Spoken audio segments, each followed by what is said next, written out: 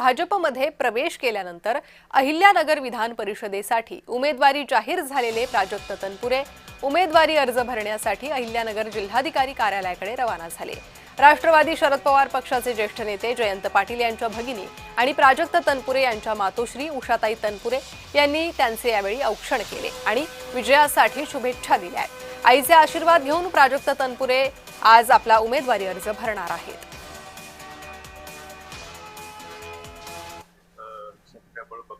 आणि विजय जरी सोपा असला तरी देखील कुठल्याही प्रकारचे गाफील न राहता निवडणुकीच्या पद्धतीने सामोरं जाऊन आम्ही विजय करू असा मला विश्वास आहे। यामध्ये जिल्ह्याचे पालकमंत्री असतील राधाकृष्ण विखे पाटील साहेब, विधान परिषदेचे सभापती राम शिंदे साहेब असतील, माजी खासदार डॉक्टर सुजयदादा विखे पाटील असतील, सर्वच महायुतीचे आमदार, माजी आमदार, पदाधिकारी सर्वांचं मोलाचं योगदान या ठिकाणी मिळेल अशी मला अपेक्षा आहे आणि सर्वांच्या साथीनं आम्ही मोठा विजय संपादन करू असा विश्वास मला।